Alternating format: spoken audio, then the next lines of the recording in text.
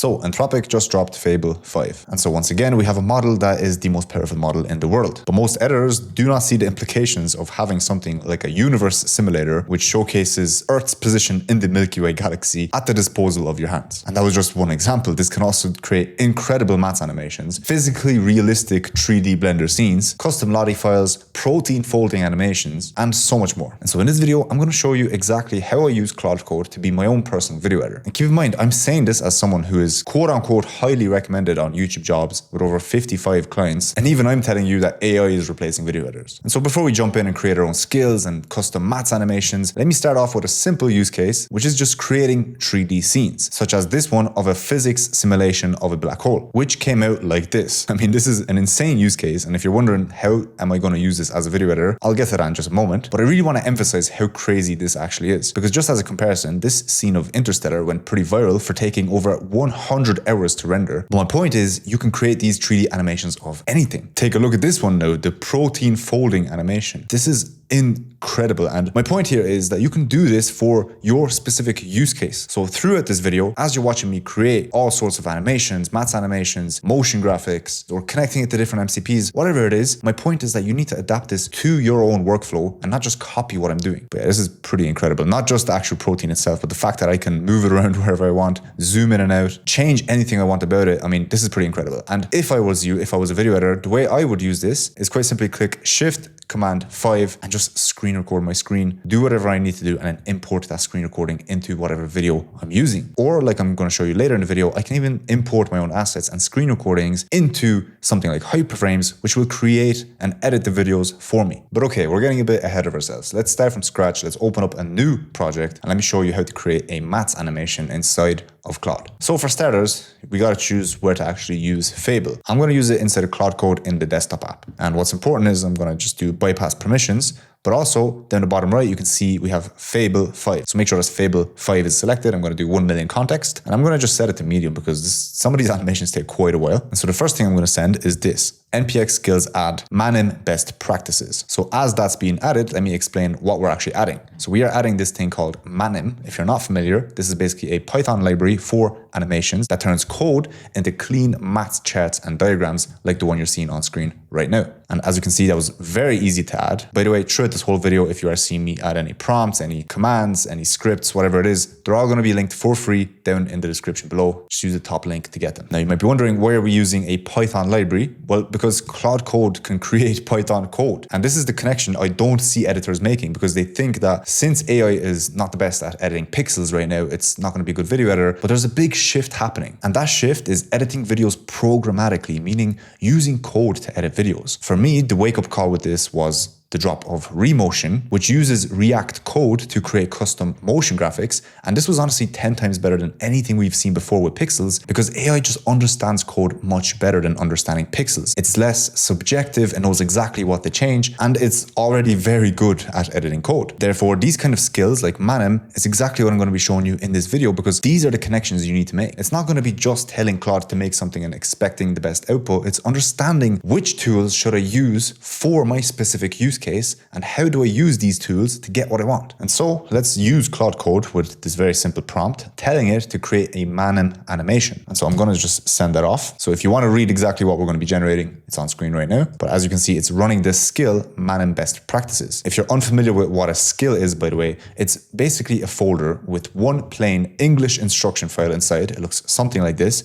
And it's just a set of instructions for AI to follow for whatever use case that you're using it for. And so later in the video, I'm also going to show you exactly how to create your own skills if there's a set of instructions that you personally like, that you want your AI agent to follow. Okay, as you can see, I told it to redo it because it didn't use the skill. So you need to specify to actually run the skill Manim best practices. So now we can see this command ran skill and then obviously the name Manim. And so I guess this is going to be a good comparison because this is the animation it created without using Manim skills. It's still pretty good. But if you're familiar with the channel 3 Blue 1 Brown, he actually uses this skill for his channel a lot of the time. And there's even a 3 Blue 1 Brown Manim animation in GitHub that you can use to create videos more exactly in his style. Okay, and it actually did redo the Manim skill, but I think it did use the skill previously as well. I guess I just didn't see it. So whatever, I gave it a more complicated one. So we'll see how this one turns out. And okay, let's check out what it created now. So this one is a bit more complicated. Basically, I'm asking for a small neural network with an animated forward pass. And yeah, you can just read the rest if you want, but let's see how this turned out.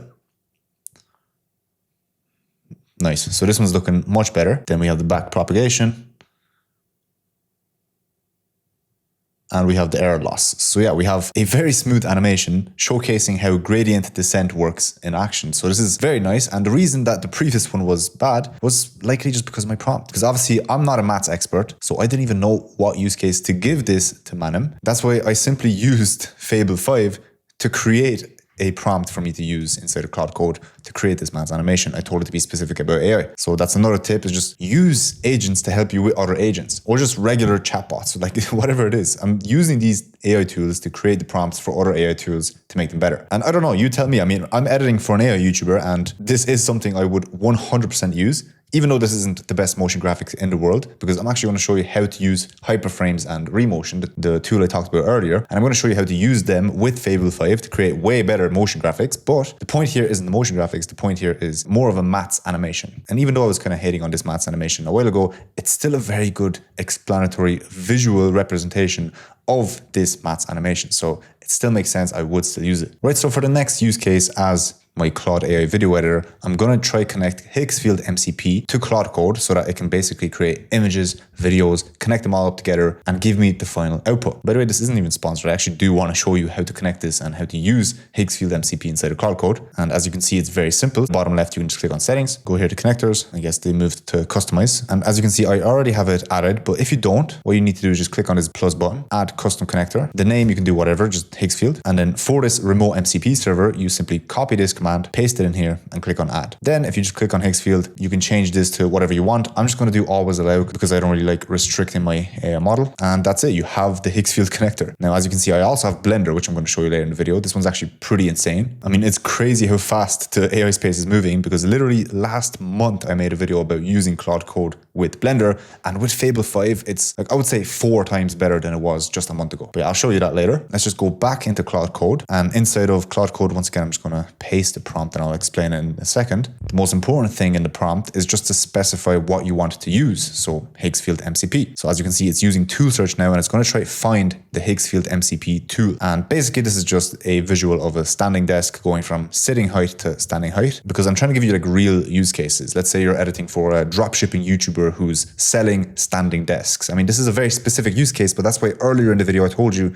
use this for your own use cases. So even though this is super specific to standing desk, you get the point. You can use it for a Red Bull can, you can use it for an iPhone, for a microphone, for a light, whatever it is, because these are your AI tools as well. You can sit down and just learn how to use them, which is, by the way, much quicker than learning something like Blender. But anyway, we have our first generation here. So this is one thing I really like about Higgsfield MCP, but I love the fact that the UI is incorporated inside of Claude Code, and it typically asks you, do you want to recreate this? Is it good to animate? So if we did want to edit this, obviously just click on this edit button, send another prompt. Maybe you want it to be in the nighttime, whatever it is, or you can download the image. And I also love the fact that you can see the model that was actually used for this. So this was Nano Banana Pro, but I think this one's good. So I'm just going to click on animate, and actually I don't even need to do this. I'm going to delete this because it says this still is done. So it's now animating it with Kling 3.0. If I did want to be specific, by the way, I could have told it to use C-Dance, for example, or any other AI model. But the point of using something like Claude Code with Higgsfield MCP is that I don't need to do the thinking. I don't need to do the manual clicking around. The agent is just the orchestrator here, and it's taking control of everything from me. So while that's generating, let me just explain what even is it MCP. An MCP, Model Context Protocol, is basically the thing that lets your AI agent connect and reach out to different tools. So there's many different tools, many different MCPs that you can connect to. I mean, there's literally thousands of different MCPs for many different use cases. Like Playwright MCP, for example, basically allows your AI agent to browse the web. So if you connect this to something like Claude Code,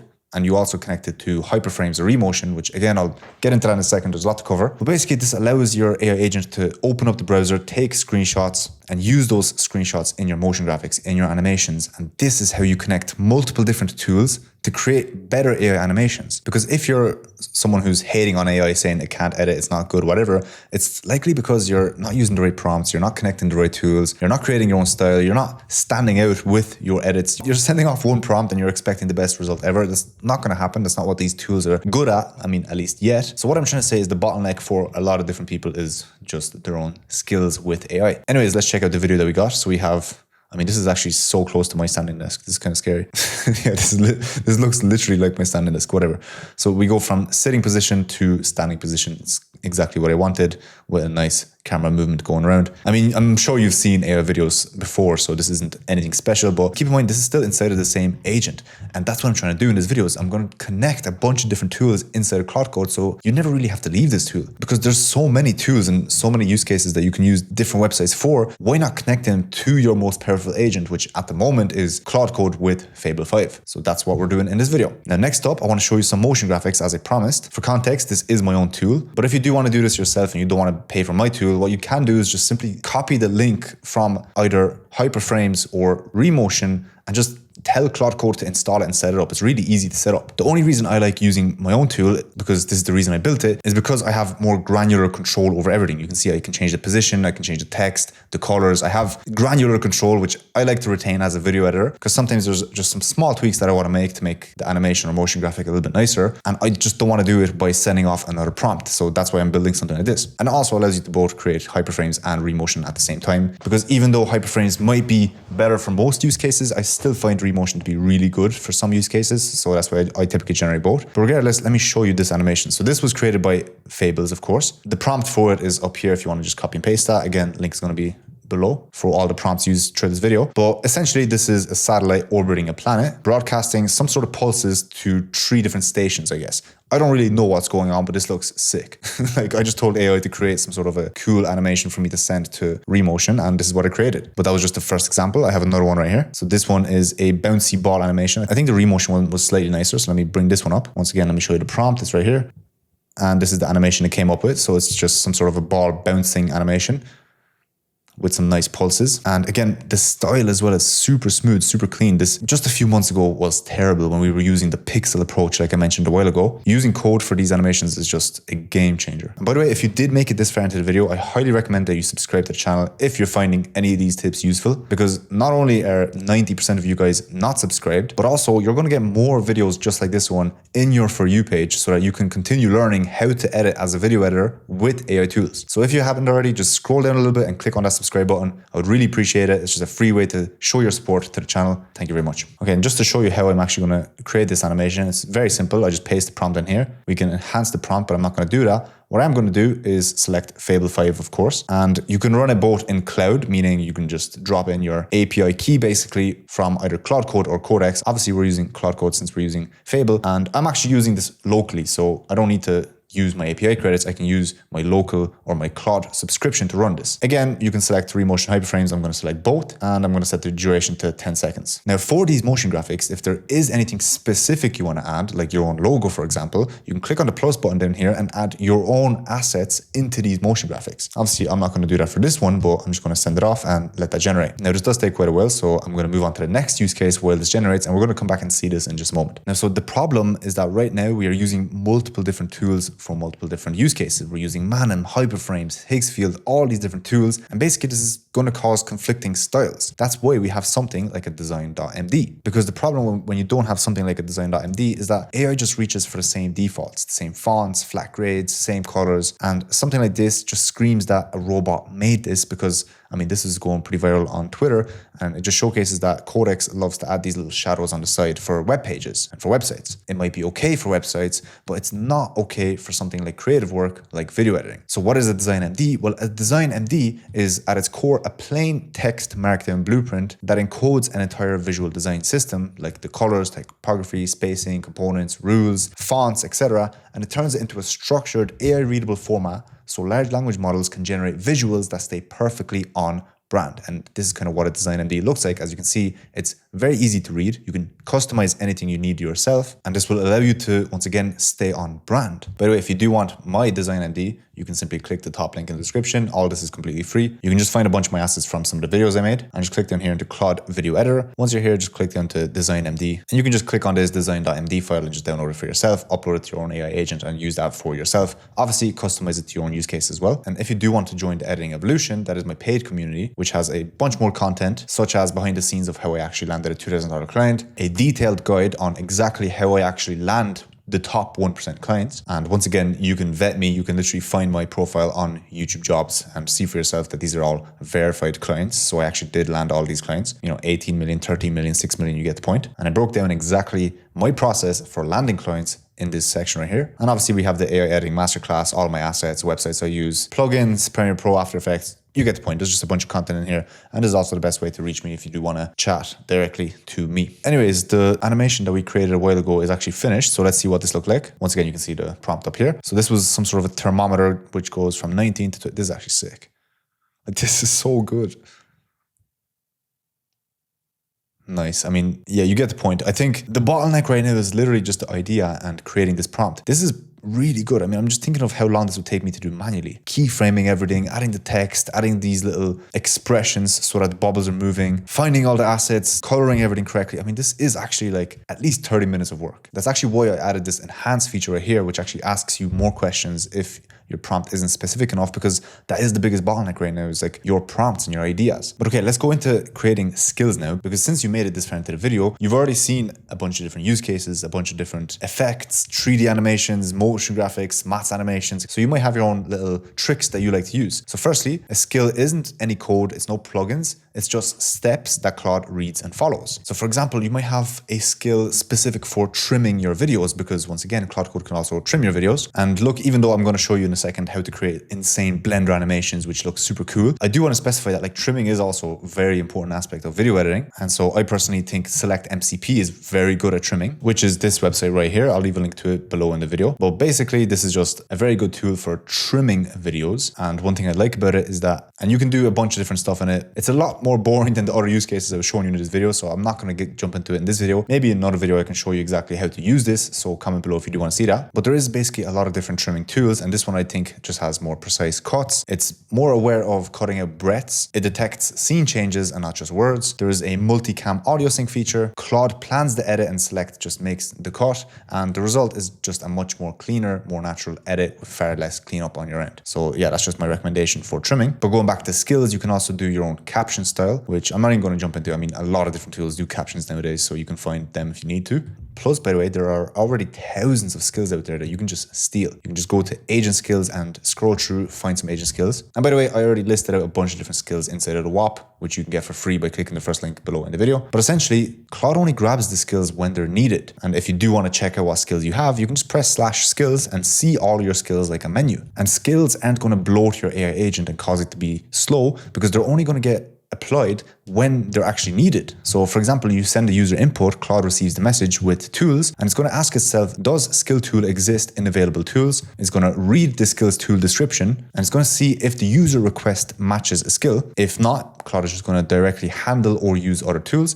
And if yes, it's going to invoke the skill tool with that name, and it's going to load the skill prompt in order to execute the skill for your specific query or use case. And so if you want to create your own skills, the easiest way to do this is to just click down here, add plugin, search for skill creator, and simply add the skill creator. Now, when you do something like /skill creator, you can see it here, you can enter, and then you can just simply talk to Claude Code, explain what kind of skill you want to make, and it's going to use this skill to create your own skill. If you want to read it, you can go to your plugins, open this up, and you can see this is just a very long copy document on how to create skills. So this is like a meta skill, is using Claude skills to create your own skill. But again, all you need to do is just turn on your voice prompt with something like Super Whisper, the voice prompting I use, but you just basically click a button and you can see I can speak. You can stop it then, and then it basically transcribes your voice. So you can just speak for 5 minutes on what it is that you want to create, customize it a little bit, and then use the /skill creator in order to create your own skills. It's super easy. Okay, lastly, I want to show you how good Fable 5 is at creating Blender compositions. As I said, I already made this one last month. It was pretty good, I'm not gonna lie. In this video, I actually go over like how to add animations, custom graphics, custom assets like the one you're seeing on screen here. But I'm not gonna go too deep in this video. Basically, you get the point by now. You can just message Claude Code, connect it via MCP to Blender, and then just,